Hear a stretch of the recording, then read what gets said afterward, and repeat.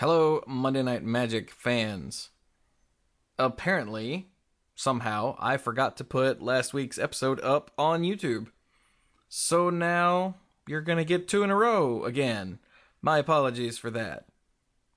But rather than having one missing and confusing people who, for some reason, wanted to check them out, I'm just gonna throw them both up today. So sorry about that.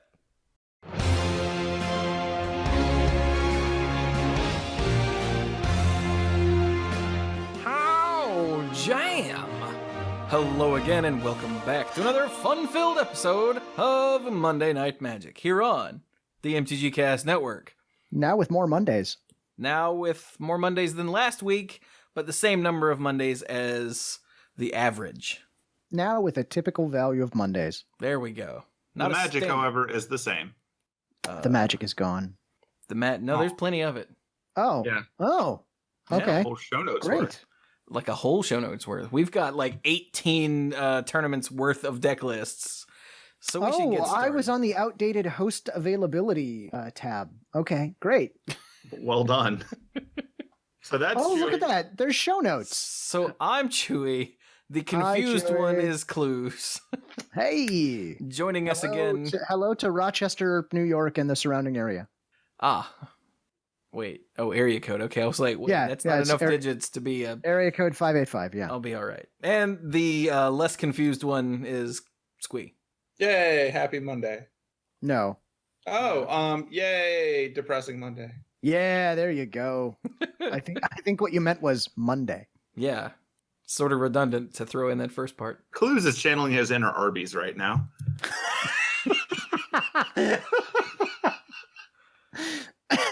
That's fair.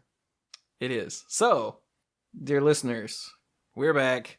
There's a lot of crap to talk about, but we have to start with a retraction from last week. It was pointed out in my chat today, which means no one cares about Unstable, because I didn't hear about it until today. Whoa. Is that we were wrong No. about the release date. Yeah. At least 2 of us read somewhere that it came out this week while we were recording last week's show. See, I can't explain why, but I thought it came out December the 5th, which doesn't make any sense. Wait, well, when does it come out? I believe it comes out December the 8th. Okay, then.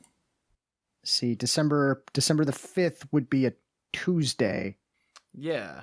Now, it doesn't make much sense. Well, it would only come out on a Tuesday to spite us if we had recorded on the 4th. There's a lot of math going on there, but essentially Monday. what we said before was wrong. 2 of us were wrong. The third one didn't catch it, so we were all wrong as a family. But no one has pointed it out until today, a full week later. And that was in my Twitch chat. So, no, that was yesterday, wasn't it? Excuse me. While we were playing Killing Floor. So just under a full week later. So, like, I have no idea where we saw that or why, but sorry about that if that caused any confusion. Yeah, I think we were just a little bit confused, but... I mean, clearly we read it somewhere. Look, given that this is an unset, there's a non-zero chance that that release date was listed on a page at one point and then they changed it just to screw with us. I mean, that wouldn't surprise me. So, sorry about that. And Those responsible have been sacked, or at least we're not paying them anymore. Or Jack did it. it still not Jack. paying them. Yeah. Also, while we're on it, the draft weekend for Unstable is December 9th through the 11th, since it comes out on the 8th. You know, just say it. You know, that makes a lot of sense. Yeah, it kind of does. Yeah, draft weekend starts at Friday night, but they listed it as the 9th, so I don't know. And the it 11th goes is a Monday? through Monday? Yeah. Yeah, I thought it was weird too, but that's what it said in the article. Okay, so everything relating to Unstable's release date and events surrounding it is just wrong and stupid, okay? There's a good chance it's already out right now. Somewhere. I hope they do a pass league where they start playing it like 6 months from now.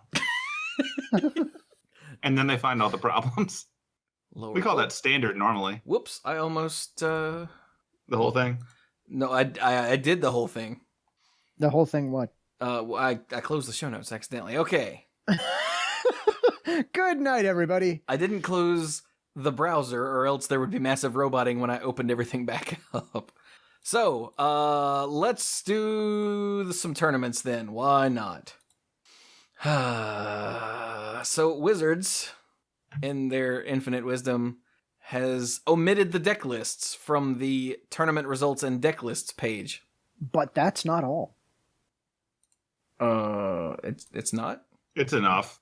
Yeah, well, they also didn't put any names on the pictures of the people who are in order. Well, I'm guessing that's how they do that now, because that's, 4 events in a row. Yeah, that's very likely the case if they've updated the UI for some reason. Which, that's really stupid, because it's just a dude looking at us, and his name is first place $10,000. Like, good job. That's a cool name, but it is Yeah. admittedly career limiting. And, I know that's Shahar Shinhar, but I don't recognize the rest of these faces enough to know their name off the top of my head. So, that's an actual problem. Wizards, could you put names back on there? Thanks. So Would be helpful. we have to use the top 8 deck lists, which were in seed order, not in. I guess they're in seed order. They're in no particular order that is obvious, and we have to do shenanigans. So Shahar Shinhar won, and he's playing Teamer Energy because that seems to be what you do when you want to win, is you play Teamer Energy. It works pretty well. Seems good, yeah. So.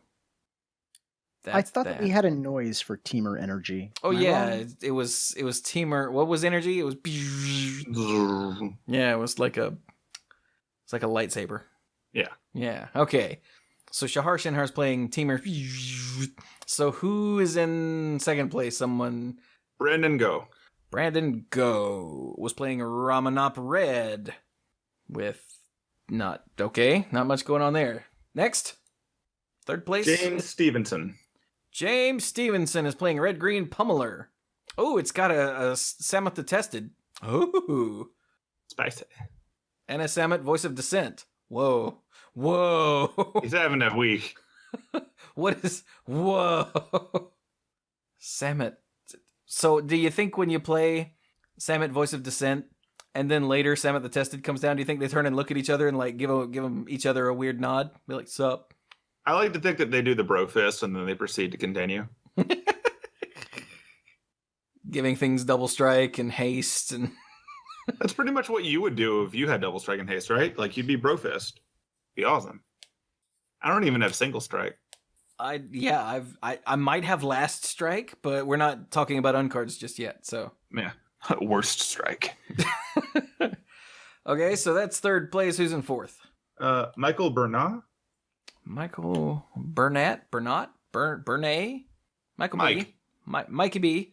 Is playing Ramanop Red. This one is with Chandra. Yes. As opposed to without Chandra. Which is not right. Which appears to be the two options when it comes to Ramanop Red. It's with Chandra or without Chandra. That seems to be the plan. Isn't that a U2 song? Yeah. It could be. Yeah, with or without you. Okay, give me something else. I was going to make a cheesesteak joke. I don't get it. Well, I was in Philadelphia, and when you order your cheesesteak, you can get it with or without, and that's... Wow. Without what, though? Yeah, I got to be honest, I'm not from Philly. I'm not quite sure. All right, if you're from Philly, tweet at Lacluyze, spelled just like it is in the show notes, and let him know what the hell. No. Do not do that. Do it. We're doing it now. Yeah, it's too late. All right, Okay, next place. Fifth place is Christopher Larson. Christopher Larson is playing 4-color with the same cards in it that you'd expect. Okay. All right. Sixth place, we have Alex Wilson. Alex Wilson is playing Teamer with yeah, looks good. Okay, next. Derek Candelario is in seventh. Derek Candelario is running also Teamer. So that means the okay, wait a minute. Eighth place. Who's didn't I read? Don't Stephen Barnett? Yep. Oh, look at that.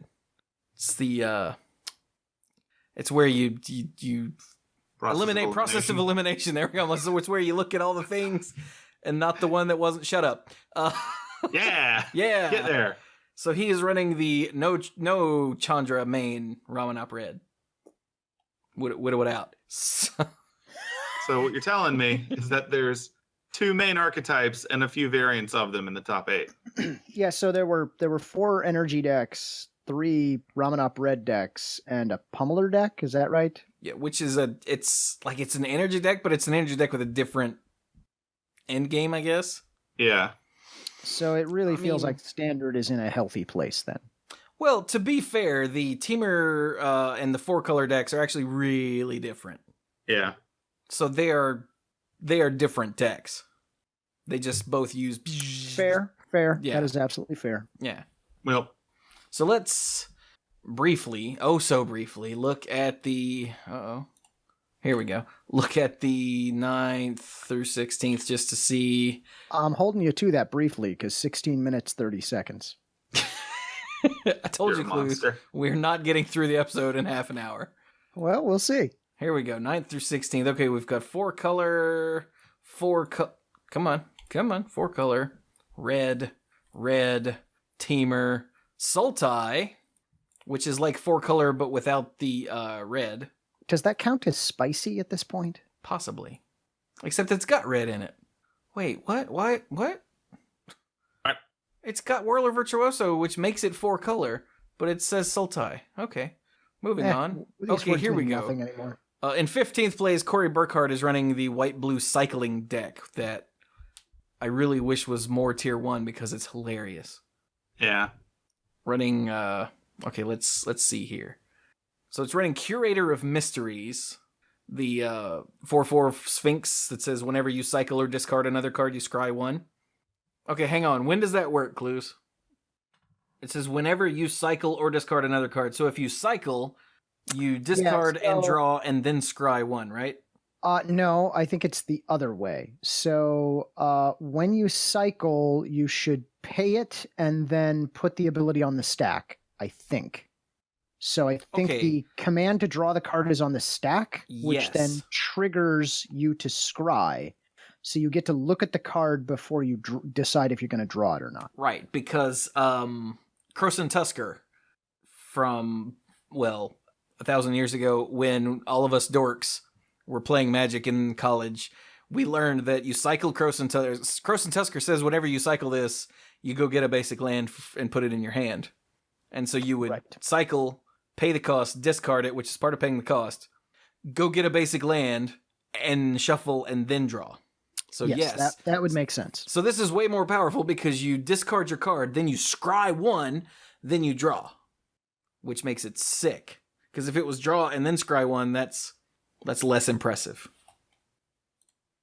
right? Yeah. Yeah, that would be if they were Having card selection in your card draw is good, and there are several blue spells that do just that. Yes. That's the entire card. ban Brainstorm. I agree. From standard? Yeah, totally. Totally. I'm on Yeah, that. dude. Uh, Busted nonsense. So it's got Curator of Mysteries. It's also got Drake Haven to make drakes when you cycle or discard. It's got lots of things that cycle, censor, countervailing winds, hieroglyphic illumination, renewed faith, and then it's got settle the wreckage and fumigate as some board control. And then you've got our abandoned sarcophagus. So you can cast your non-land cards with cycling from the graveyard. But if a card with cycling would be put into your graveyard from anywhere and it wasn't cycled, you exile it instead. So it keeps you from shenanigans. So yeah, it's like this deck just looks like fun. And look, it made the top 16 of GP Portland, which how many people were in Portland? 1696. Not a small number. Yeah, exactly. And then, yeah, another Sultai deck. So yeah. Wait. And this Sultai deck is an actual Sultai deck, not a 4-color one that was labeled as Sultai. Okay. So there you go. That's your top 16. So there's the one neat deck, but there are also other tier 2 decks that are hanging out. There's Approach and what's the other one? Damn it. Gift. And the various control decks and whatnot that are still running around and doing things. So while it sounds like Standard is boring, it's not that bad. It's not like it was very recently. Try to keep history in check when you're like, the Standard sucks. No, it doesn't. We've been there when Standard sucked, and it was not that long ago.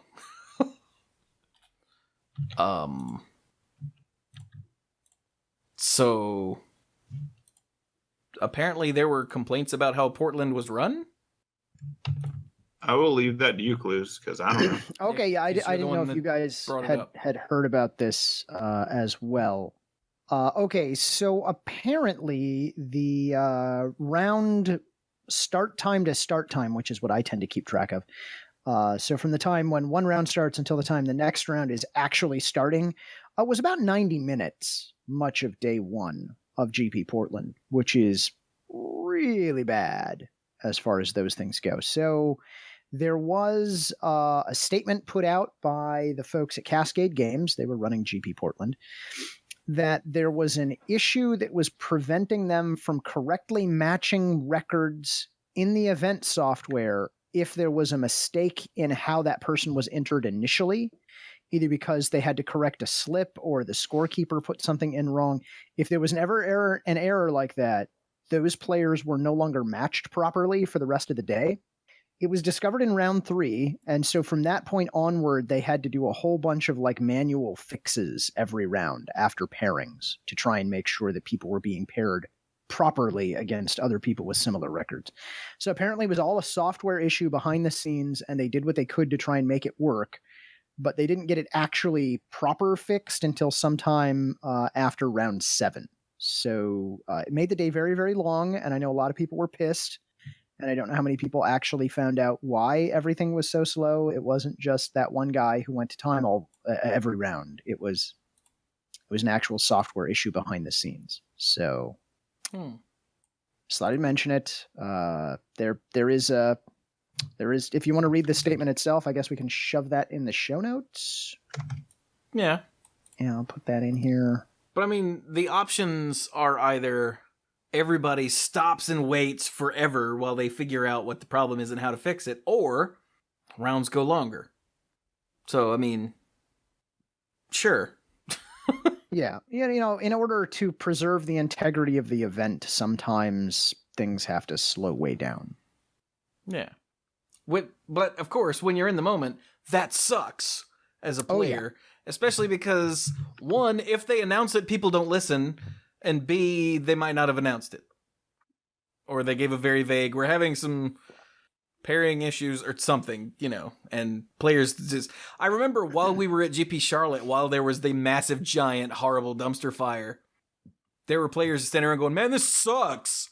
I'm like, would you rather, like, what would you rather happen?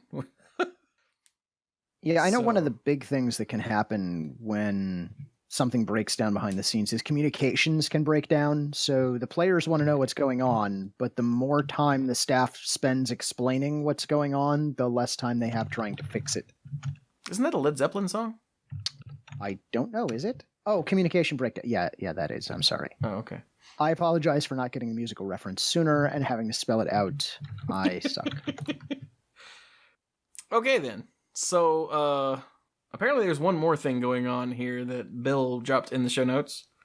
Yeah, so one thing that was entertaining was that the round 1 feature match essentially featured a 7-year-old girl who was playing, I think it was a Teamer Energy deck, and she won.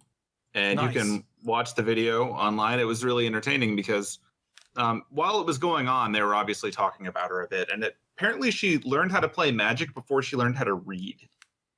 Yeah, that happens. Yeah, her dad was teaching her how to play Magic, and she was going off the card art, and he was telling her what it did, and she just remembered it. And then during the tournament, he was there to shuffle for her because her hands are not big enough to shuffle her deck. But she won, and she went 5-4, and they said that she's got a bye going into the next GP that she's going into based on her record. That's awesome. So she's better than most of us. And on top of all of that, she's essentially got 3 years to day 2 a GP and get the record. So That's awesome. So keep an eye on that. But if you'd like to watch a 7-year-old playing really well, you can watch the link in the show notes to the Twitch video. So speaking as someone who almost lost a game to a young child in Hearthstone on video, my Brawling with Buddies video 2 weeks ago, last week's Brawling with Buddies, I played 3 games with a guy named Mike, and for the last game, he let his daughter play, and she almost beat me. And he's like, "Yes, she knows the numbers and knows the point, but she can't really read the cards." And I almost lost. So, it happens. Yeah, well, Yeah. But that's awesome. But it looks like, I guess that's it for GP Portland, right? Wait a I minute. believe so. This is a standard GP. Oh, there's a name missing.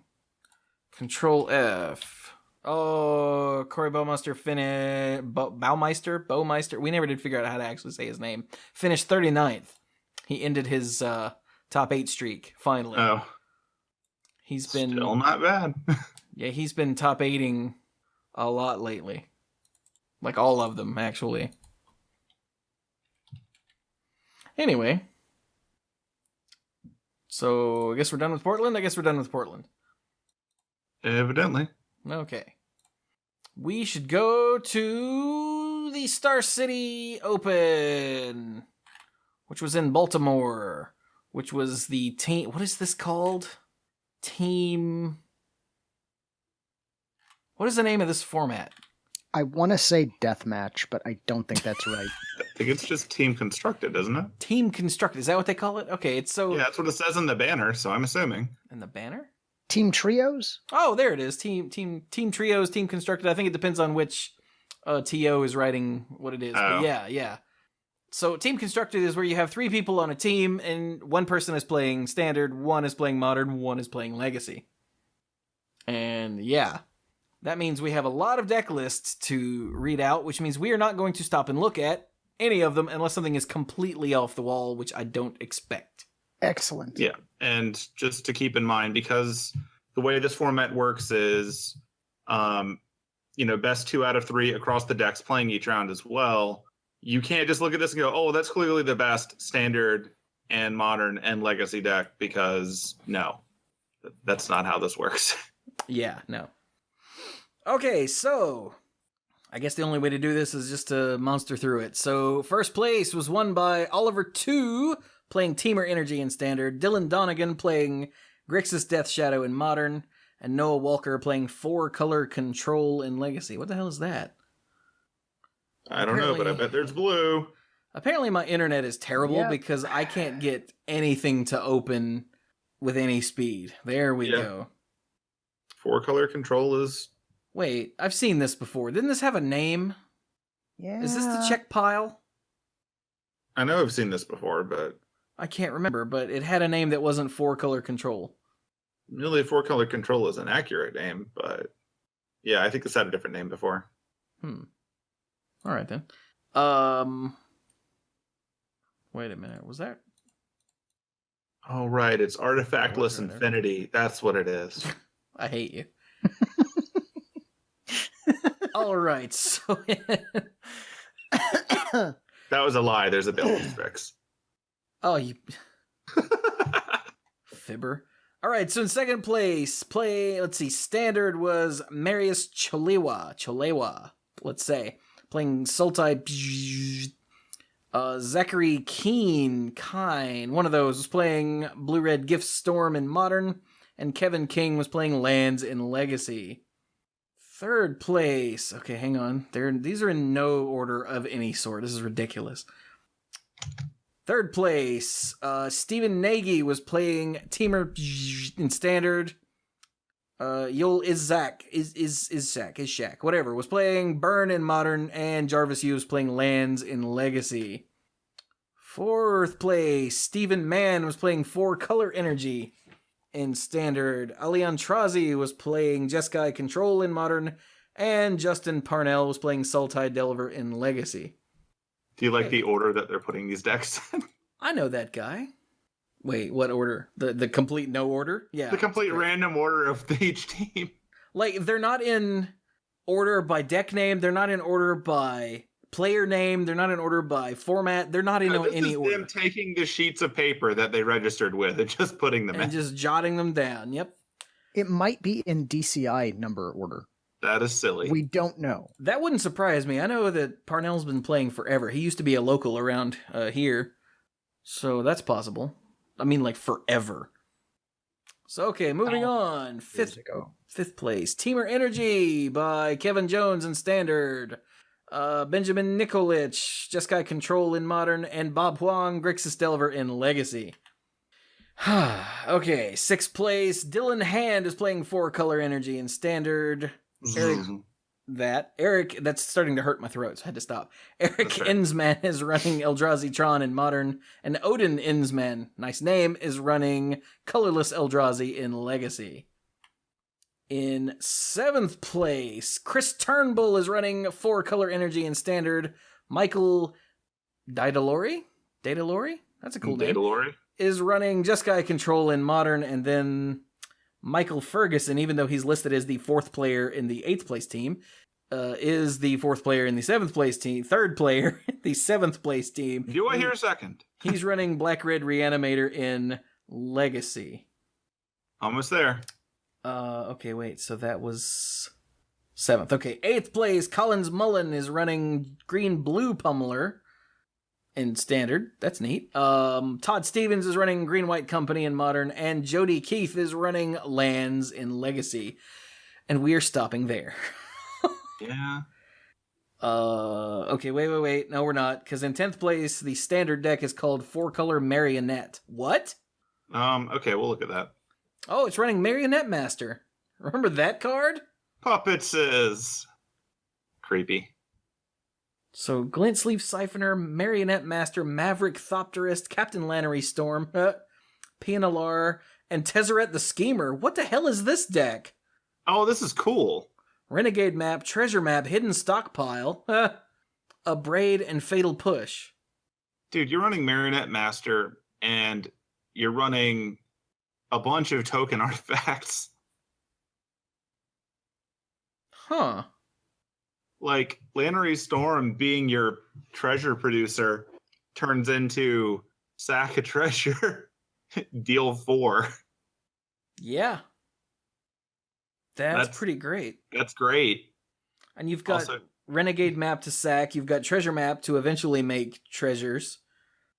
Hidden Stockpile sacks creatures and makes artifact creatures itself. This is great. Tezzeret makes the batteries. What are they? Ethereum cells. Holy crap, this is cool. This is actually really awesome. I like this. I like everything about this. Yeah. Of course, the problem is we have no idea how it did because of the format.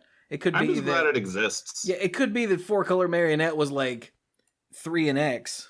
Mm-hmm. It was really cool, though. It is really cool. So here we go. We've got some approach decks. The Desert Red deck we talked about last week. What is Teamer Breach that Fabiano's playing? Oh, it's Through the Breach with Vindiclick and Snapcaster. Oh. And lots of control cards. Okay, that makes sense. Yeah. Alright, everything else looks, as far as I can tell, fairly normal. Black Red Hollow One. 21st place, Steve Rubin in Modern. What the hell's Hollow One? One with something. And because my internet is crap, the auto card is not loading images. I don't know what's going on here. The Golem that costs 2 less for each card you've cycled or discarded this turn. Oh. Oh, okay. Huh. And Flameblade Adept. When you cycle or discard a card, it gets +1/+0 until end of turn. So you like Cathartic Reunion and go bam, Hollow One? Apparently so. It still doesn't sound that great. Burning Inquiry? I think that looks to be the point, is to get out the Hollow One or Flameblade Adept and then, like, win? Yeah, but like a 4/4 vanilla creature, even on turn 1, will not necessarily win you the game in a format that has removal. Not so much. I don't know. I mean, it's just not that good. I don't know, man. I mean, it's also got Zombie Fish, I guess? I mean, that's respectable. All right, and that's why you don't go too far down on these. Okay, so I'm sure there's something cool that someone will tell Cluze at Lacluyze, just like it is in the show notes. Because Yeah, he's not no, talking, stop. and now he's Yes. punished. Look, I had nothing to add for these decks. Neither did we. What's your point? All right, so let's go. Let's do more standard. Why not? The standard classic. Oh, how many people were at this? 273 teams, so that's 819 people playing. Yep. That's pretty good. So, okay, there were 104 people in the standard classic, and... nope, that's legacy. Nope, that's modern. This one better be standard. Oh, it is! Okay. Michael Corrant won, playing 4-color... Maxwell Postian, one of those, is running 4-color... Jorge Esquivel is running a blue-white approach deck. In third, Eric Heimel is running a teamer deck. In fourth, Ted Felicetti is running a 4-color. Paul Schultz in sixth is running a Sultai. Frank Scarron in seventh is running a mono black aggro. Scrap Heap Scrounger, Dread Wanderer, Gifted Etherborn, Glint Sleeve Siphoner, Night Market Lookout, Huh? and Ruin Raider that will not load. Oh, this one. Raid. Right. And then Aethersphere Harvester, of course, and Heart of Kirin, of course. Even without Planeswalkers, Heart of Kirin's still really good. If near Deadlands, ×4. 1 Walk the Plank, 2 Supernatural Stamina. Until end of turn, target creature gets +2/+0 and gains. When this creature dies, return it to the battlefield tapped under its owner's control. That's a cool card. And Fatal Push and Key to the City, of course. Huh. That is definitely mono black aggro. Nice.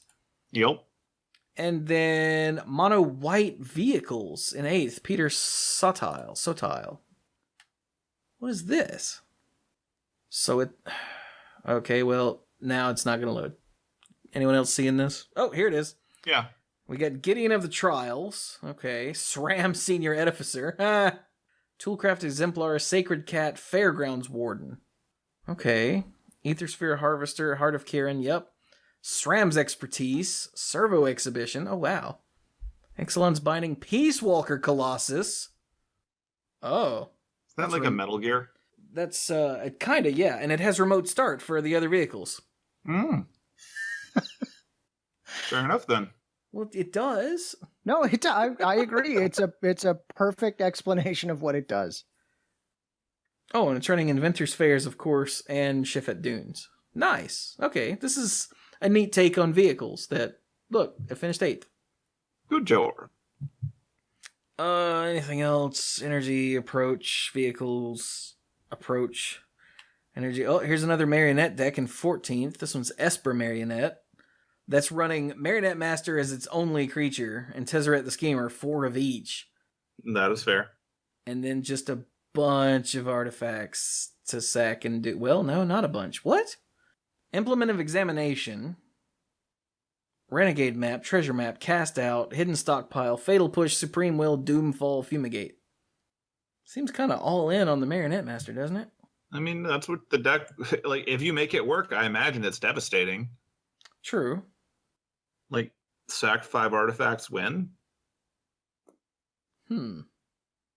Muy interesante. After a certain point, that becomes an aristocrat stack. There's also Fumigate, too, which just says kill all the things, and Marionette Master will trigger for all of those, right, Cluze? I'm sorry, I was looking at a tweet. My bad, because someone is asking us to tweet during Monday Night Magic. I'm sorry, we were talking about the You see, you can't reward that behavior, Cluze.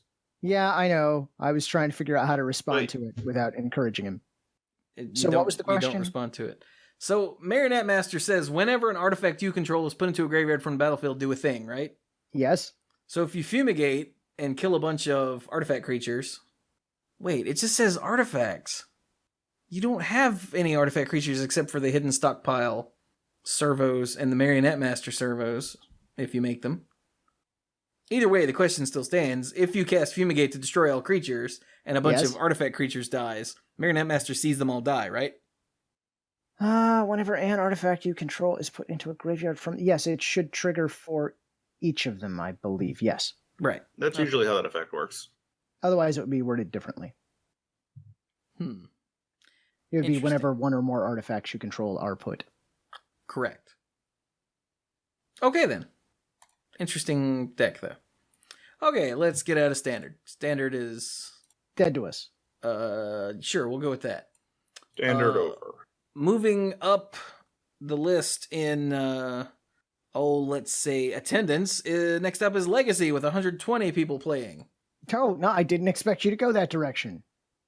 Well, of course, Oh. more people are going to be playing Modern than Standard or Legacy. That's just good sense. It is? These days, yeah. Yeah. Are you waiting for me to mispronounce names? Yeah. Oh, okay. I'm sorry. I was waiting for you to mispronounce names because Oh, no. Legacy's yours, I'm buddy. no good at it. It is? Do you have any idea how little Magic I've played in the past few months? As much as we still have. Moving more on. than me.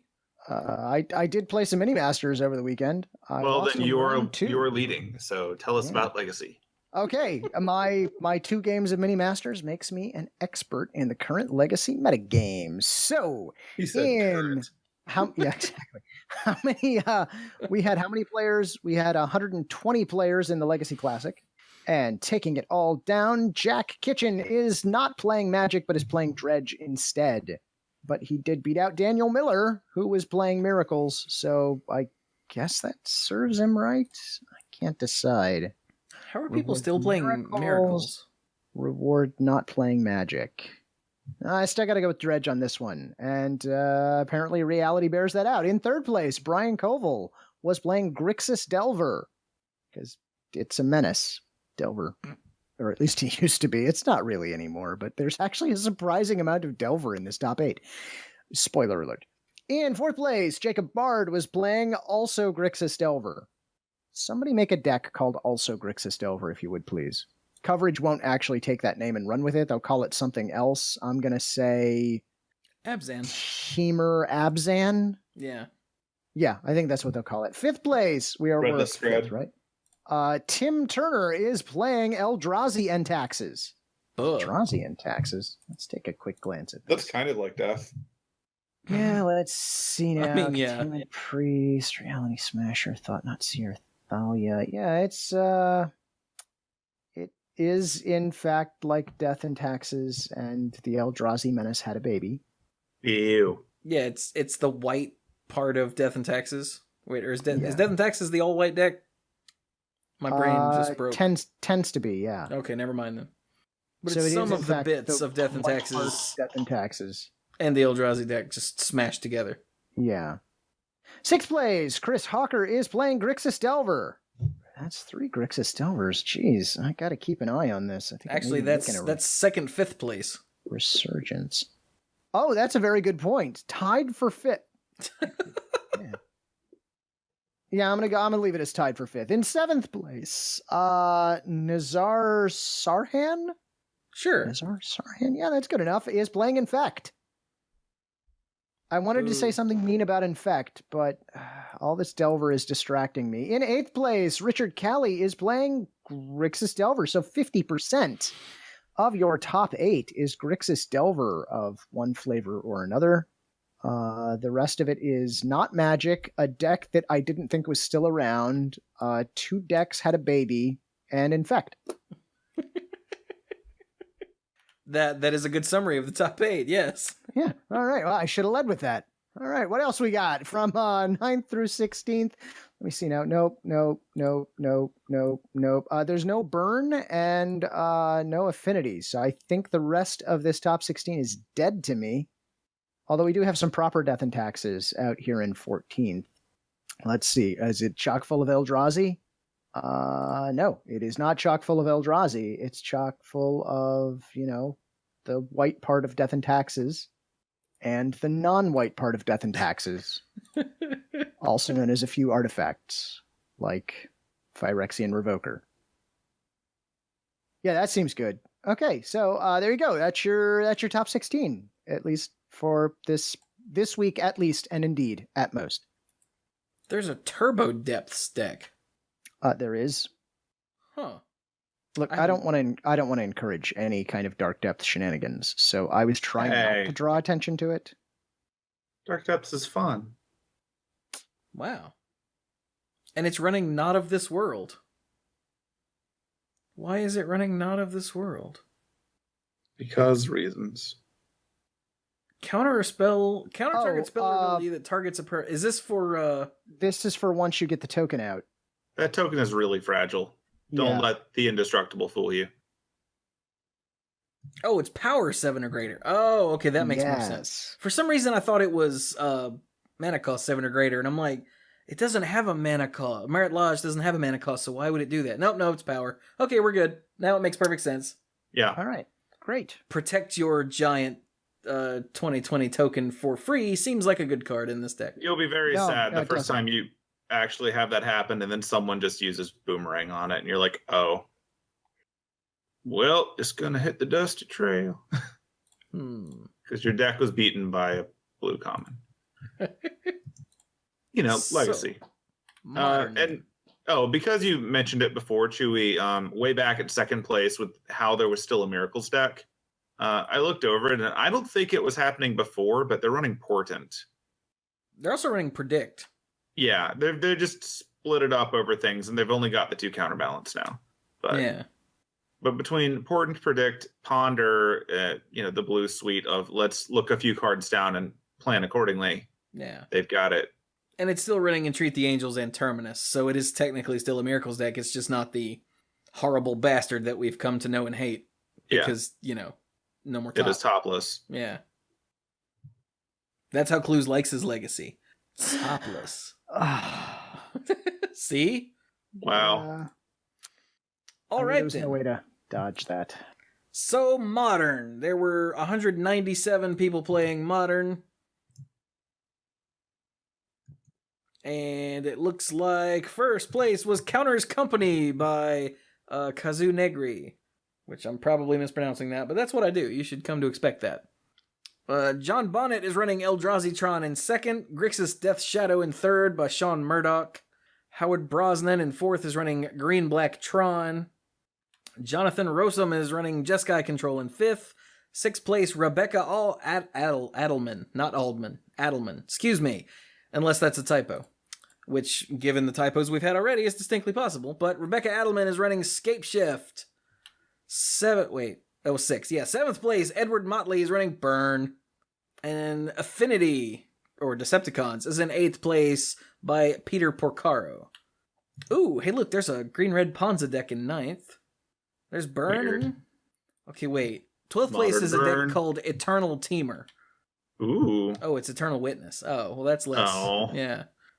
I was hoping it was like a weird Eternalized deck. Yeah, right?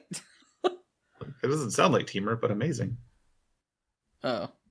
Okay, that's Okay, then. awkward. Dude, Esper Mill. That's where they build Espers, isn't it? Well, first there's a Living That's where End they deck in grind them 13th. down. But yeah, then we have Esper Mill and and yeah, that is where they grind down the Espers to get Mako, let's say. Ooh. It's just... This is how you actually get your Ethereum out of Esper. You just send it to the Esper Mill. Oh, there we go. Oh my god, Hedron Crab and Snaring Bridge, Mesmeric Orb. Oh god, no. Praying Sanity, Archive Trap. No. Crypt No. Incursion to keep you alive. Ew. Oh my god, Surgical Extraction, Trapmaker Snare to get your Archive Trap. Visions of Beyond, Breaking and Entering, Damnation, and of course, For Glimpse the Unthinkable. Oh my god, this finished in the top 16, y'all. Okay, Azim Lyons, I don't know you. Okay, and I really don't want you to take this personally, but I think I hate you. It's running Shelldock Isle. Yeah, it is. Never mind. I'm back on board. It's running Shelldock Isle. Yep, you get points for the Shelldock, like all the That's points. amazing. That was always the bad one. Oh. Oh, and it's got Field of Ruin because Well, it gets that doesn't surprise me as it gets much. another card out of their library and gets a card out of yours too. Yeah, that's not optional. They have to go get one. Just Wait, can you wow. fail to find with Field of Ruin? Field of Ruin. Sacrifice it, destroy target non-basic land. Each player searches his or her library for a basic land card. That does specify what kind of card. You Oh, can you're always right. fail to find if it specifies a kind of card. Never mind then. If it just says search for a card, you cannot fail to find. Ah, Right. You're right. It clarified, so you'd be like, nope. That's hilarious. Azim Lyons, I don't know you either, but I don't hate you. I'm entertained now, just for the Shelldock aisle. I have simple needs. Okay, wait. While we're on weird decks, there's Abzan Eldrazi, which I'm pretty sure is Ew. something we said as a joke earlier. Most likely. Tidehollow Sculler, Displacer Smasher, Thought Not Seer, Wasteland Strangler. Okay, Sorin Solemn Visitor. Relic, Push, Path, Inquisition, Lingering Souls, Thoughtseize. Oh, it's just a bunch of good stuff in black and white. I call shenanigans. There's no Rhino. Yeah, there's Doesn't no count. green either. Doesn't count. This is wrong. Wait. It must be some on the board. No. No, this is black. This is a black-white Eldrazi deck. They really do just name everything I was gonna Abzan. say, do you remember when we used to joke that they just made everything Abzan something? Huh. Yeah, here you go. Yeah, there's no green in this deck. There's at not all. even any green mana in the lands. Just nothing. Oh, Jesus. This All is right. just wrong. We're done. We're done. Everything's Tournament's over. All the land or a swamp anyway. Or Urborg's out. This is stupid. Moving on. Take that, constructed. You bastard. And that was modern. Yeah. Yeah. Shall we have some other news?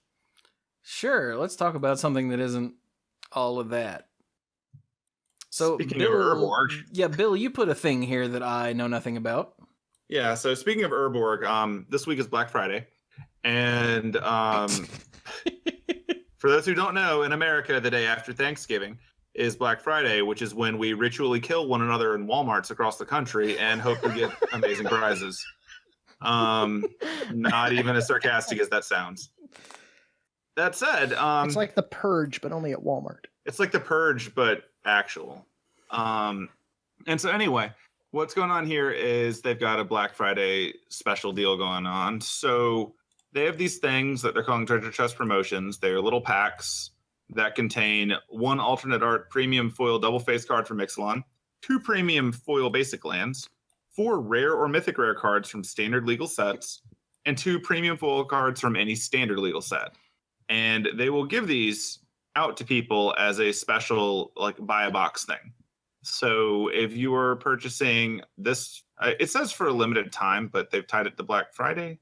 So I don't know if it ends Friday or what, but they've got these special alternate art double face cards, which you can see in the show notes here. They're kind of neat because you can flip them over and you can see they actually have maps, like they cut them out of one giant D&D map, which I'm pretty sure is exactly what they did. But you get these if you buy a box of Ixalan. Well, I mean, we've seen the map before. It was a playmat of some sort. It might have been a playmat. It might have been a wall poster or something. I don't know. We've seen them before. It was a playmat because we were looking at it like, this is so cool. Oh, Look, well, then it was a they've playmat. repurposed that art to be the back of these cards, and it actually shows you where these places are, which is so cool. Yeah.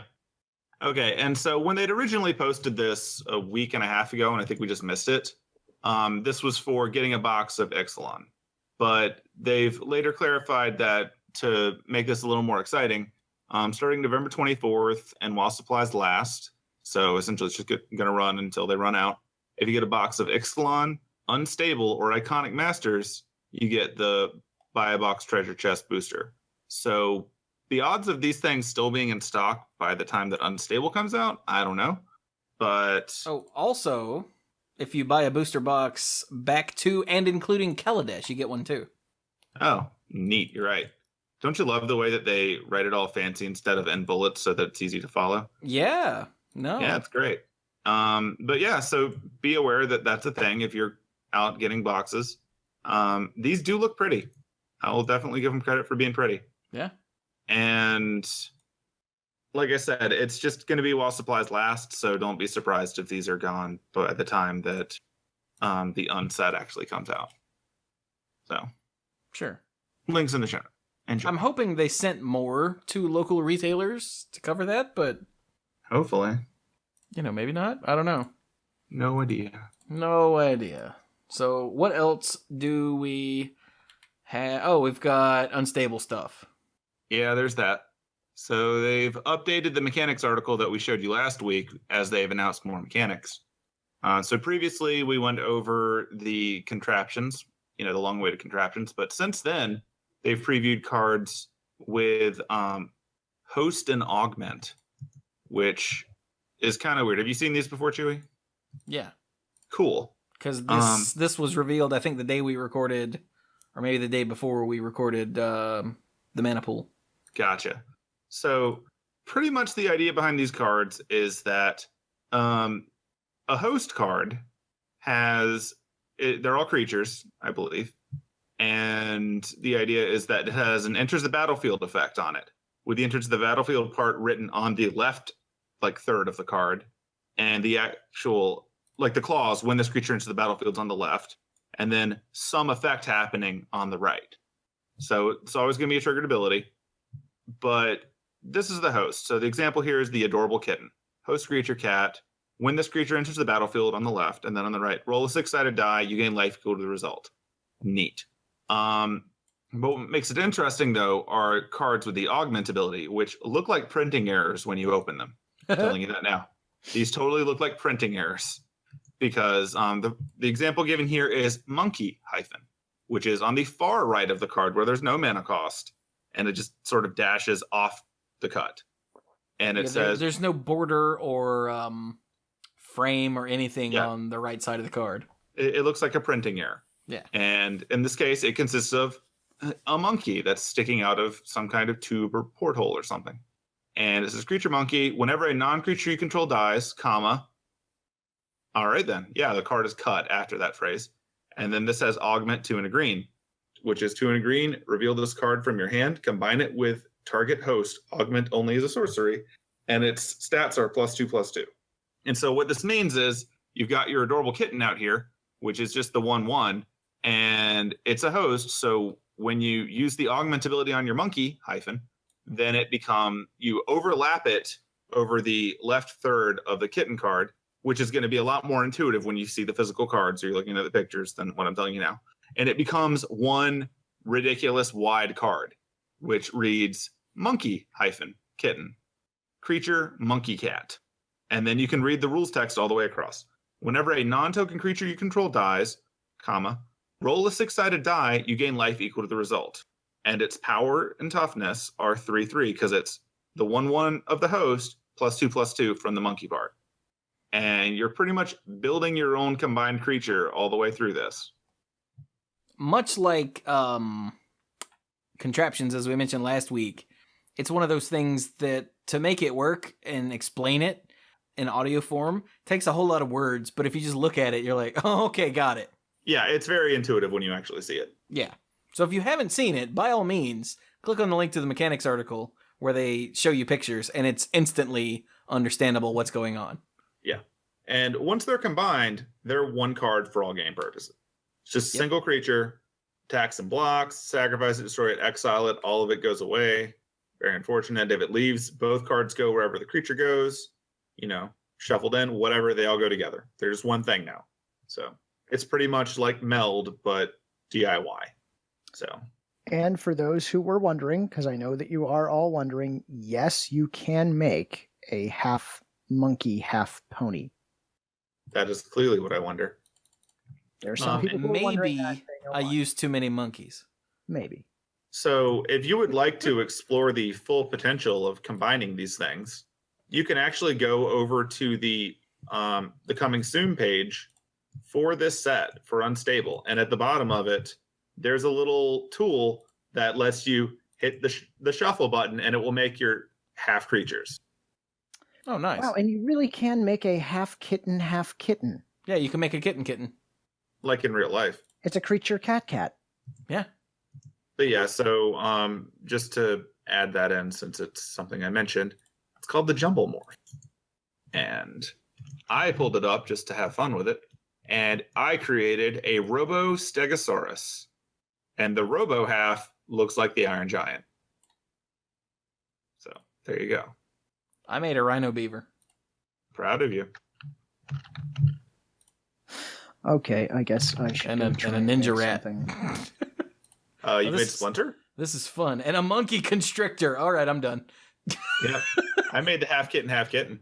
Oh, you made a kitten? Oh, you did? Oh, that's Yeah. great. Oh, I got a steam-powered rat. I'm terrified. I just God. made the half kitten as well. I love the creature cat.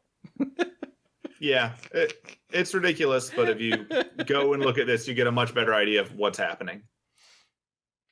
That said, the Rhino engine reminds me of Abzan, so I'm going to close it. Ugh. The monkey constrictor is creepy. It should be. is. It's a monkey Oh, and a there we go. constrictor. I got the monkey pony. Well Yay. done. So now that Cluze has something to play with for the rest of the show. You know what, Cluze? It is Yeah? enough that you ruined a pony making a gift for me. Okay, good. Also, we're in second overtime. That happens. So that's the new mechanic that they showed off. Beyond that, we've got links to the card image gallery with even more on cards. Moron cards. Far more on cards than before. Yeah, I said it. Good old moron cards. They're amazing. A thing that we missed on Monday Night Magic last week. So each faction has contraptions. There are 5 factions in Unglued, right? Or Unstable, rather. Yep. And unlike previous unsets, this unset all takes place on one plane and had actual world building and all that. And it's, oh God, what's it called? Babylovia? I think it's Babylovia. Something similar to that anyway. Could be. The only place I saw it was in a Rosewater freaking Blogatog post, of course. Yeah, that's news now. Yeah. But, so each faction has 9 contraptions. And the art on all 9 contraptions is meant to go together into one giant contraption art. Which is super sick. Yeah. I'm gonna guess Cluze didn't see this. Oh, no, I did. Oh, okay, good. I did. Then never mind. But yeah, a thing that my fellow host dorks hadn't thought of is that they're meant to be displayed on binder pages because there are 9 slots. Oh, that's clever. Yeah. I would not have That thought is of that. nice. So I'm going to put that link in the show notes as well for anyone that missed it. Scroll down to the bottom and you will see the actual full art. And these are going to be available as prizes from in-store events December 9th through the 10th. Like the combined art? Yeah, they're going to be like posters or something. Oh, neat. So let me... We've come a long way from the 4 stations put together. Contraption art. There we go. Yeah, I said on the mana pool, this reminded me of the Marvel Trading Cards Series 4. Because Series 4 was like a big art that was cut into 9 pieces because each card was meant to be displayed on a That's neat. binder page. Like I like this whole thing.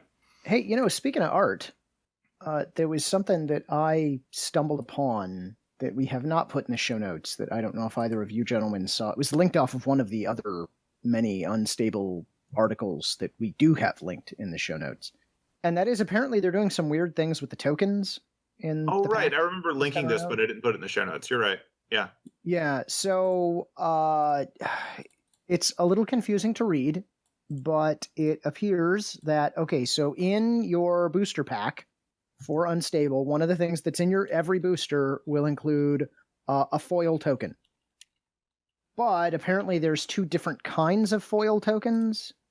One set of foil tokens will be a token on the front and an ad on the back, like tokens typically are. Dude, foil ad. And Sick. yeah, that's what it seems to imply. It doesn't seem likely. I mean, yeah, But there's I don't also- think that the backside of those will be foiled, just like a regular Yeah, Magic card. I think there may be regular tokens and foil tokens is the point. And regular tokens will just be a token with an ad on the back. Foil tokens will then come, and again, this is what I'm gleaning from this article. I can't prove any of this. I Foil think they're tokens all will come in foil. 2 flavors. One flavor they're going to talk about in another article, and that's not what this article is talking about, because this isn't actually from the mothership. This is a post at originalmagicart.store on their blog, because that's Which is also official really news. fishy. Yeah, but this was linked directly from a WotC article. Oh, okay, well that's fine then.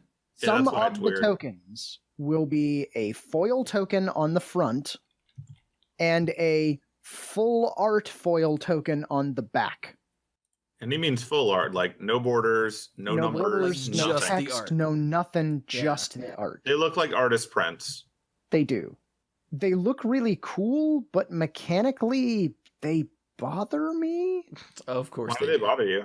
Because they don't have a name or a power and toughness. You just have to Then you remember them. flip it It's on the over. back. I know it's on the back, but why not just leave it on the side that's up all the time? Because this is way cooler. Yeah, I guess. Cluze, you're that guy who complains about the $20 bill in his pack. No, I don't.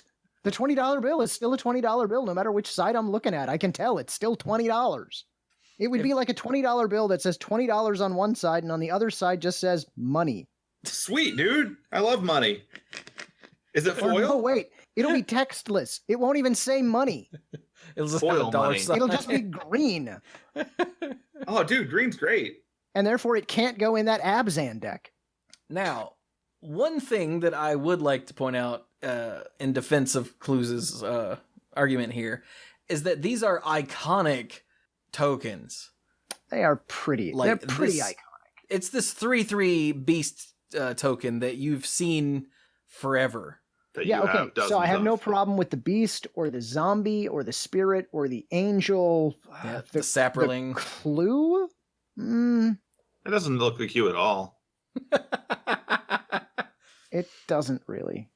Complete lack of bow ties. Yeah, I think Cluze is just I don't know. being It's, a fuddy duddy. no, I'm not saying it's terrible. I'm saying that I have reservations. Okay, that's all. I think it's cool that they're trying something new. I think these things are going to look gorgeous. I can't wait to see them in person. Yeah. Luckily, there's literally no reason to have reservations because you flip it over. Someone goes, "Hey, what's that?" You flip it over. And then they look at it and they go, "Oh," and then you flip it back over. And then they ask why you transformed your tokens. Shut up, Cluze. I hate you. I hate me too. I almost said I hate me too before you got out that you hate me. So So yeah. But they're very pretty. That is true. Okay, Hooray. then. So what else do we have for unstable?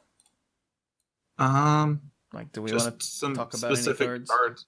So there are two of them that I like. One of them that I want to talk about because I think this might actually be something that will happen in real Magic eventually, and that's the Super Duper Death Ray. So Chewie, read that because you haven't seen it yet, I imagine. I read it when you put the link there before, but Go me. All right, Super we'll read it. Duper Death Ray for 2 and a red is an uncommon instant, and it deals 4 damage to target creature, but it has trample. And the reminder text actually explained, and I read that and I went, I know what that means, but how does that work? Well, the reminder text says this spell can deal excess damage to its target's controller. So if you deal 4 damage to a 2/2, then you're gonna deal the excess damage to their controller. It has piercing damage, essentially. Your creature is standing in front of you, and they zap it, and it obliterates the creature, and you get hit with what's left. It's brilliant. and I absolutely adore this mechanic on this card. I think Yes. it's a neat idea. I love it, love it, love it. Yes. I have reservations about it. Good. Not- I not could really see this happening at some point. Oh, yeah. Like just as even if it's just a set mechanic rather than an evergreen one, I could see that. I mean, Or they a set need gimmick because like trample isn't. It would update the rules for trample, but I think that's Well- well within the ability to do. I severely doubt they'd give it trample. It would be its own keyword, almost certainly. Like overburn. Yeah, piercing damage, something. I don't know. Yeah. But it's pretty great. And That is really cool. so that's awesome. The other card that I think is pretty amazing is Griselda Monster Masher. Because Griselda Monster Masher, 3 and a black and a red, who cares? 4/4, legendary creature, zombie villain, sure, whatever. Combined, enchanted, and equipped creatures you control have menace, sure. But here you go. 3 a black and a red, tap. Put 2 target creature cards from graveyards onto the battlefield, combined into 1 creature under your control. Reminder text. Its power is equal to the total power, its toughness is equal to the total toughness, and it has their names, mana costs, types, text, boxes, etc., which means combine their flavor text. It's amazing.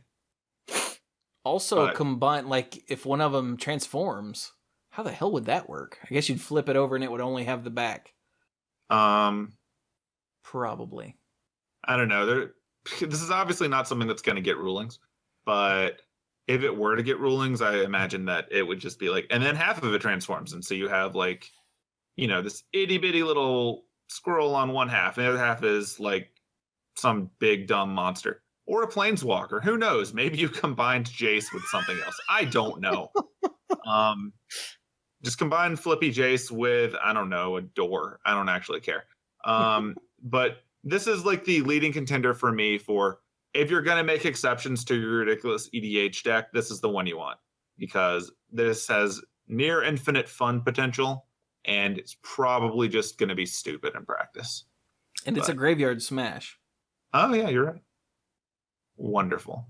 But, yep, so those were the two that I liked. I have one I totally have to talk about. Okay. Okay, so card was previewed today, so it's not yet in the card image gallery, but by the time this gets posted and you listen to it, it's probably in the card image gallery. And that is a card called Masterful Ninja. Masterful Ninja. It is 2 and a black for a creature troll ninja. That's probably on purpose. It's only a 1/1. It has haste, and it has the following ability. Reveal Masterful Ninja from your hand. Masterful Ninja is on the battlefield and in your hand until end of turn. And that's not enough, because sure, take a moment, drink that in, just think about it. It's got a duality to it, which is pretty awesome. It's in more than one place at once simultaneously. This is both a good and bad thing. For 1 and a black, Masterful Ninja gets +1/+1 until end of turn. So I think this card is absolutely spectacular, because you reveal it, and it's already there on the battlefield. There's no need to cast this creature ever. Just reveal it, it's on the battlefield. Look, it's there. It's totally there. Look at it. It's already there. You can't look at it. It's a ninja. That's right. You're not going to find it, though. There are some downsides. If it's killed, it gets taken out of your hand. If they make you discard it, it gets taken off the battlefield. So it's like doubly vulnerable. Yeah, it's sort of like enchantment creatures. Now creature kill spells can kill them, and enchantment kill spells can kill them. Same thing with being in 2 places at once. Yeah. Yeah. And the card is never cast that way. It's on the battlefield. It always was. Look at it there. Although, again, you still can't see it. But that only lasts till end of turn, so it goes right back to your hand. But it was already in your hand. It never really left. It was with you all along. When you thought you were alone, the Masterful Ninja was there. That is terrifying. Yes. The Masterful Ninja is behind you right now. I mean, probably. Oh, but you can't bounce. It can't be bounced either, because it's already in your hand. That's right. Oh, neat. I appreciate pretty much everything about these cards. That's great. Yeah. And finally, because I threw it in here for funny and it takes a second, better than 1, green-white sorcery. A person outside the game becomes your teammate. And there's a bunch of rules for how that works. But really, this is call the judge over, the judge now hates you. Well, one of the rulings is that the person has to willingly join you, so that probably... What? You mean I can't conscript people at random? No. This is the worst thing since I couldn't make them pay for the drink. That was pretty bad. Oh, awful. Unplayable. There's actually another one similar to this in the card image gallery. Damn it, this is the wrong link. In the card image gallery, but I forgot what it's called, so I have to go find it. Oh, there are a few. Was it an artifact? I think it was an artifact. Yeah, the kind slaver. I think there's a cycle of these. It's a 5-mana legendary artifact, and you pay 5, tap, and sacrifice it. A person outside the game controls target player during that player's next turn. Neither player may advise that person until the end of that turn.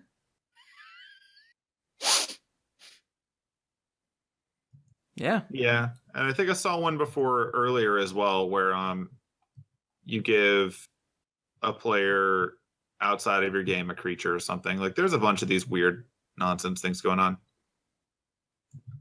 Yeah, these are there's all kinds of fun stuff here. Mm-hmm. So it's an unset. Have fun.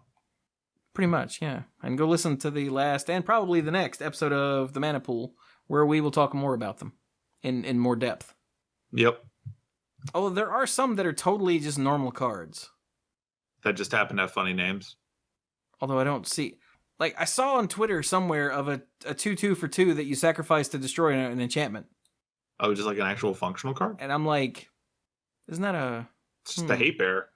But, I mean, it's a common that's been in a million sets. But I don't see it in the card image gallery, so it could be that wasn't real. Maybe. I mean, some of them, like the really epic punch, are just similar to existing cards, and they did it entirely for the art. So, you know. The really epic punch is pretty sweet. Yeah. Or, like Beast in Show is literally just a 6/4 for 4 green with trample. Like, it's just, a big dumb crawl worm. I mean, that is a crawl. Well, except it's a beast, but that is a crawl worm, right? Yeah, as I recall. Nice. Could be wrong, but not going to look it up. It's an onset. Have fun.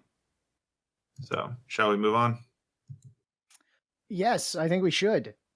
We should move on to what I consider to be the most important story in all of Magic this week. Go get them, Cluze. Okay, so here, listeners at home, I want you to play along, okay? I'm going to describe a story for you, and what I want you to do, because this is like a little game we're going to play, so get ready for it.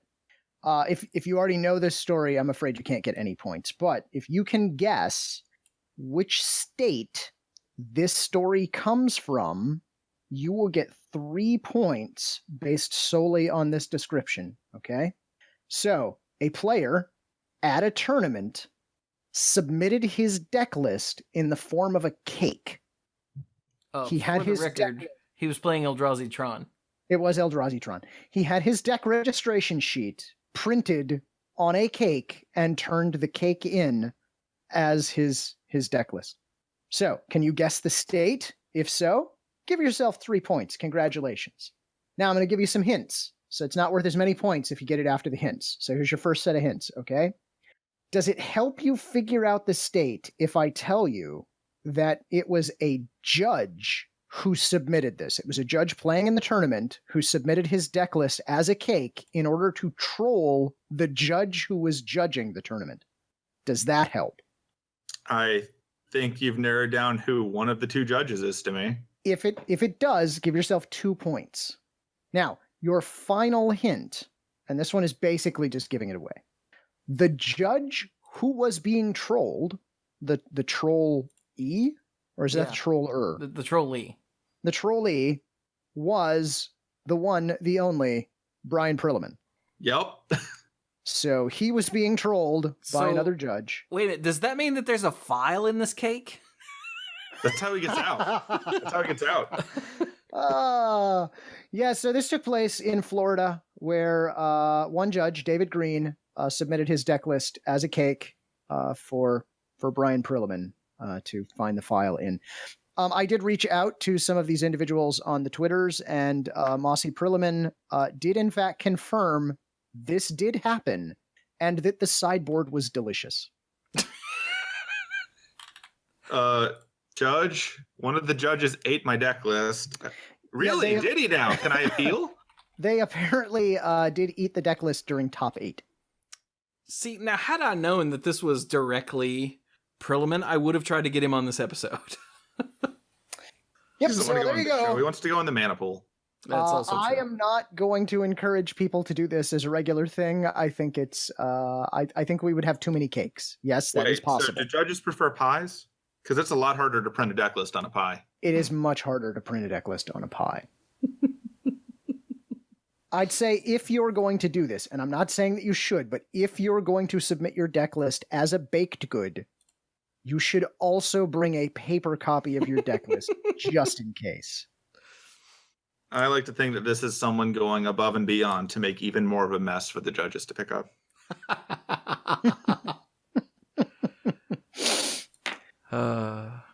So there you go. I thought that was the most important story. I thought we should have just led with that story, skipped all that deck list nonsense. Dude, you gotta slow roll tournaments, but you can't just, open with the good stuff. Otherwise, it turns into a DC trailer.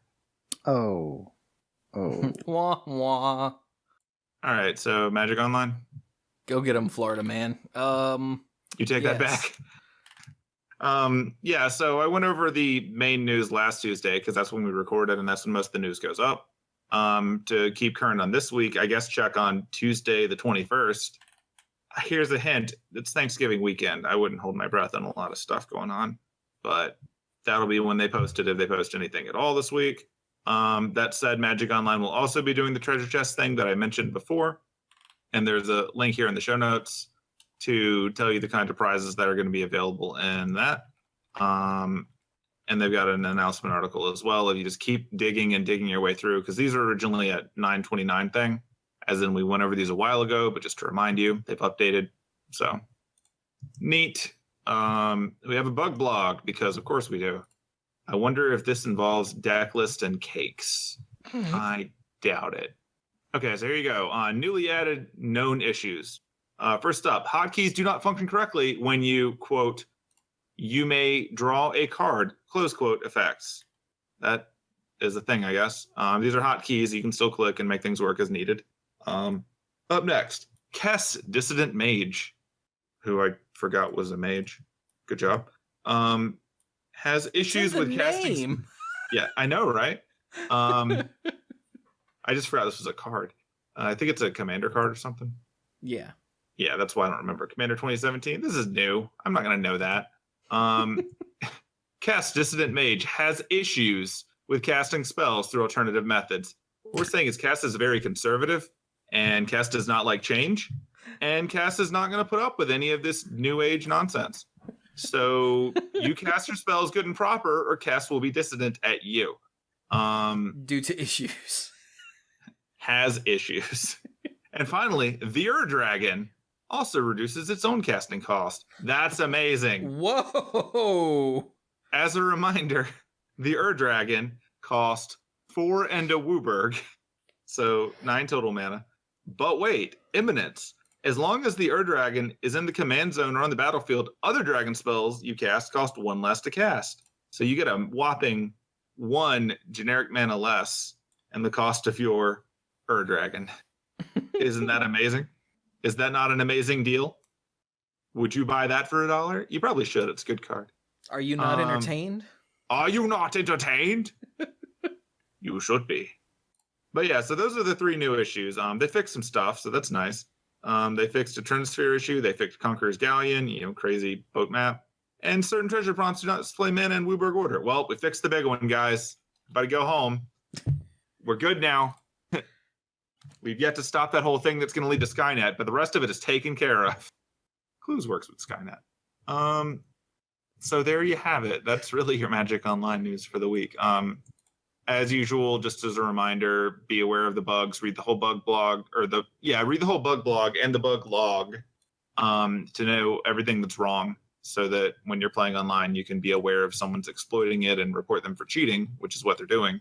And you can also avoid cheating by accident, because these are things that are available and you should know about and maybe not play those cards till they work properly. So, but that's Magic Online, so have fun with that. Oh man, we're done. It's over. Yay? Go Team Us. We are pretty awesome. I mean, we got through a lot, so hey. Sign off nonsense. So you can find me on Twitter at SweeGoblinAbob. There's no Iron Goblin because it was in Florida and it was caught trying to give Prilliman a cake with a file in it. Fortunately, it was a decoy, so Prilliman still got the file, but the eye has disappeared in the Florida legal system. I don't think it's going to end well. I'll let you guys know how that's going. Not making up a hashtag for that. But yes, you can find me on Twitter. Now that we've upped ourselves to a ridiculously high number of characters, it's no longer that exciting. How much can I fit in there with a hashtag? But nonetheless, you can find me on Twitter. And for the most part, nowadays, I occasionally comment on general nonsense. And I'll reply to stuff if you tweet at me. But for the most part, it's me inventing flavor text for whatever because I have fun doing that. So that's me there. Outside of Twitter, I'm not going to any cons till the beginning of next year, so I don't have to go down that list. I've seen the first 5 episodes of The Punisher, and how is that? I'm liking it so far. I didn't try to marathon through the whole thing this time around. I'm taking it a little bit slower, and I think it's a better show to do that with. I appreciate the fact that they did not take the horribly irresponsible approach and like make it a giant glamorizing gun violence vigilante justice thing. That is what I was worried about. So that I'm is happy to hear you not say that. what they should be. No, it focuses a fair bit more on the fact that he's not okay, and everyone knows he's not okay. And also, there's a lot going on about how veterans really need a lot more support when they get back. So it's taking a much more responsible path with the show, and I'm digging it so far. Okay, well, like I said, very happy to hear you say that. Yeah, so that's cool. I've not seen Justice League yet. I'm gonna watch it. Hey, neither is time this anybody week. else. Everyone has told me that it wasn't as bad as they thought it would be. That is the greatest compliment it has gotten from several people. So a few people told me they were entertained. That's not true. So a few of them said it was entertaining. I don't know. I don't know if it was great or not, but I'm going to check it out at matinee time sometime this week. And that's pretty much where I'm at with all this stuff. Hey, Cluze, you're here. You can talk. Hey, I am here.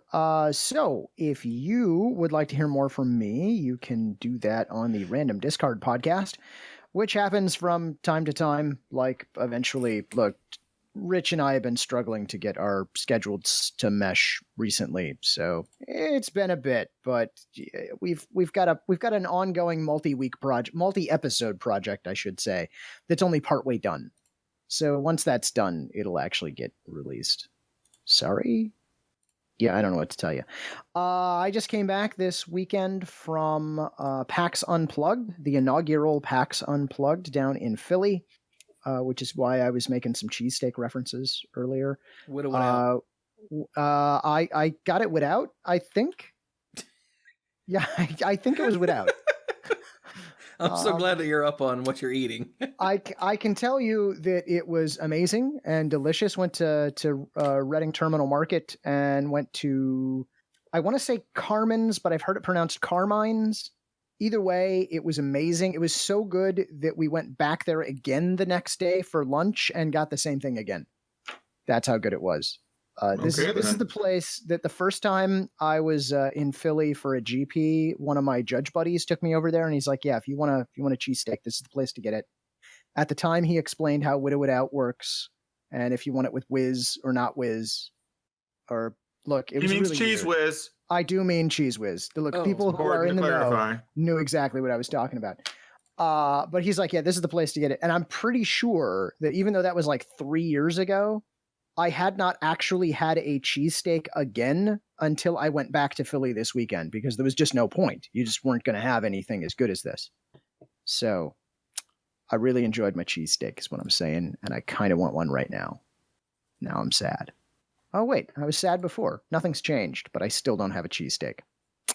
Oh, well. If you want to reach me directly, your best bet is on the Twitters. I am at Lacluyze, spelled just like it is in the show notes. I'm not liking this whole extra characters thing most of the time. I don't know. It's unsettling. I'll probably get used to it, but still, I don't know. It changes the character a bit. By about 140. That is pretty much it, yeah. Yeah. So, hey, take it away, Chewie. I do not understand anyone complaining about more characters on Twitter. People are like, I don't really like it. I'm like, well, then shut up. But that is actually how Chewie takes all feedback.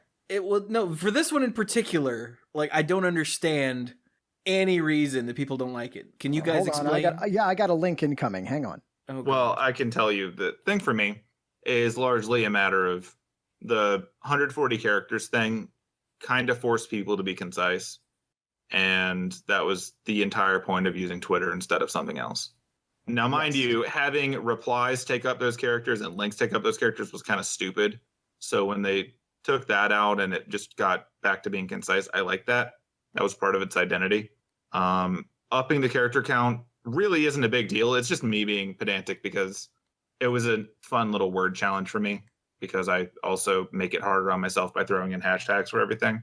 It's not really a big deal. Like, of the grand scheme of things that Twitter has enabled in the last year, this is definitely not the one I would want to get account locked. But that's me. I'll let Cluze talk about his dislike for change. No, I think you've hit the nail on the head right there. It previously you had to think carefully and craft what you were going to say, and now there's enough characters, just blurt it out. That's fine. Don't Except think about no anything. one was Just doing that. blurt They it were out. starting threads. Okay, so that is a fair complaint, and I think threads have been abused, like horribly abused on Twitter. You know, if you're going to have to thread more than like 2 or 3 tweets, you should probably make a blog post and just link to it. But that doesn't Maybe, get retweets. Maybe put it on your Google Plus and then just link to it. Maybe What? a MySpace page. Yeah, or Can I put it on my Google Wave? you can totally put it on a Google Wave and send that, or put it on a GeoCities site if at all possible. I would, but I migrated back to Angel Fire where I was before. Yeah. You'd know that if you kept up with my web ring. By the way, are we all going to Telnet in later and do whatever it is you did on Telnet? I don't know. I mean, it's important to keep track of all of this stuff from the BBS. Well, I assumed we were doing all of this on IRC, right? I've got a Gopher server I just started up so that we can exchange files for the show. Why would we do that, dude? We can just go to alt.media.us. Oh, the official newsreader of Monday Night Magic. alt.binaries.mondaynightmagic.sucks. Well, you're right. We would need the binaries for all of the wave files we're uploading. See? Oh my god. We're old because we were all using all of that. Yep. And This is pretty terrible. a good portion of our listeners have no idea what the hell any of A that good was. portion of them were born after these things stopped being relevant. Good on them, by the way. This all sucks. Don't let anyone give you nostalgia for the internet. It was terrible. It really Yeah, a lot was. of it really did suck. You know what I will never ever miss? The dial-up sound. It was so loud. I used to throw You a got pillow. mail. Like from when I lived with the parents in the old house, I would grab a pillow and just cover up the portion of the computer that was making that noise because it was so loud that it made me want to leave the room. Look, Some man, kind with of most internet modems, murder if you victim. sent the right control character to it when you were telling it to dial up, you could tell it to turn off the speaker. That was tech, man. Ah. Nice. Stop all the downloading. Anyway, are you guys done? Help, Yeah. computer. All right, I'm also done. So you can find me all over the internet at the Mana Pool. There's Twitter where I don't care about the extra characters, which is at the Mana Pool. There's the Facebook.com/the Mana Pool. We have an Instagram account now where I have been posting random nonsense. I put up thumbnails from the videos and podcasts and whatnot, and random stuff that I take on my phone while I'm out. I'm like, oh, hey, what is that? Click. And then I never do anything with it. So that's what Instagram is now for. But Peach. Like the butt peach, yes. Hello, darkness. Every time I pass the peach, I try to snap a picture of it, and then later I tweet, hello, darkness, my old friend, with a picture of it. Because if I see that, that means I'm in South Carolina, and that's a problem. That is a problem. Yeah. I don't think there's even a cream for that. Like on Friday, when I was supposed to go to Dallas, Georgia with my old man and come back. It was about a 12-hour trip, all told. It actually took 16. Because get this. We hit Atlanta traffic like 20 miles out of Atlanta and stayed in it. And the Atlanta traffic turned into Marietta traffic. Ew. And we were just in that traffic the whole way until we got to the dealership in Dallas. The whole way. And which means instead of getting there a little after 3, we got there a little before 5, which means going back would be worse. Yeah, you So- ran into the second worst thing about going to Georgia, which is the traffic. What's the first? The worst thing is going through South Carolina twice. Oh, okay, gotcha. That does make sense, yeah. You can only hold your breath for so long, dude. But, If anyone is listening from South Carolina, I'm sorry. that you live there, not for what you said. Yeah. Well, it's clarifying. I'm sorry that is your life state. Yeah. That is very unfortunate. I appreciated that the last time I visited you, the sun went black for me. But beyond that, no. That was pretty cool. Actually, that was the second last time. The last Yeah, 'cause time I you just went went to there on the way to Georgia. Yeah. Yeah. Awful. Anyway, I don't understand how you people live in and around Atlanta. I texted our buddy, Will Blanks, our silent member of Monday Night Magic. Silent but deadly. And asked him, I don't understand how you people live near here. And he said, I've become a functional alcoholic. And I was like, right, that would do it. That's a very straightforward answer. Yeah, so there you go. But yeah, that was a nightmare. A 16-hour trip. I left the dealership at 9 a.m. We got back at 1 a.m. That was not cool. Doesn't sound cool. Yeah. But in the meantime, so since then, I've managed to get work done. I've finished recording the Lich King battles in Hearthstone, just in time for the new set to come out in the middle of next month. So the plan over the next few days is to get those edited up and posted. Feels good to be done with it. I can't wait to share it with all of you out there that watch it. I've gotten 2 new Cuphead videos posted. I'm gonna record more of those hopefully tomorrow. And I have a few more plans for a few more videos since I will be taking a moderate vacation. I say vacation, I'm just going to visit some friends that live relatively far away, but I'll be gone. I will be not producing content for about 6 days, which means, yeah, which is a rare thing for me, but so I don't feel like I have to take work with me while I'm on technically a vacation. I'm actually going to just work real hard ahead of time to make lots of content that I can throw up while I'm there. Just, borrow a laptop, log into my YouTube and go make public. Boom, done. It'll be hot. That's the plan anyway. It depends on if I have the time to make that happen or not. We'll see. So, yeah. I don't remember what I was saying. But anyway, if you'd like to check out all the YouTube content, that's youtube.com/themanapool. I've also been streaming a bit. We streamed earlier today. Bill and I were playing some Overwatch with the new character, Moira, so we decided to stream that. And yeah. That's twitch.tv/themanapool. And, yeah. You know where all this is. I say it every week. It's the Manapool. Manapool. Yeah. And if you want to help support what I do with all of these videos and podcasts and Twitch streams and all that, then you can feel free to check out the Patreon at patreon.com/themanapool, where you can get some stuff early, YouTube videos and Manapool episodes. You can get Odds and Ends, the behind-the-scenes nonsense that's recorded before and after both Monday Night Magic and the Manapool. It is uncensored and unfiltered and edited really only for personal information that we let slip. Like earlier when I didn't just read out my address to Cluze. For once.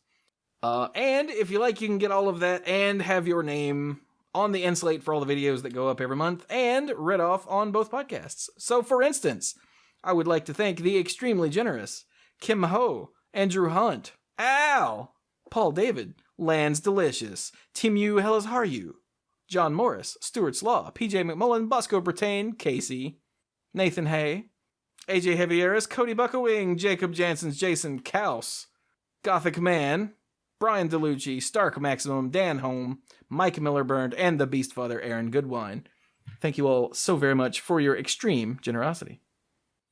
And is that everything? By the way, that's patreon.com/themanapool, just in case you didn't pick that up. I guess that's everything. So with that, we'll be done. Right? Right. Right.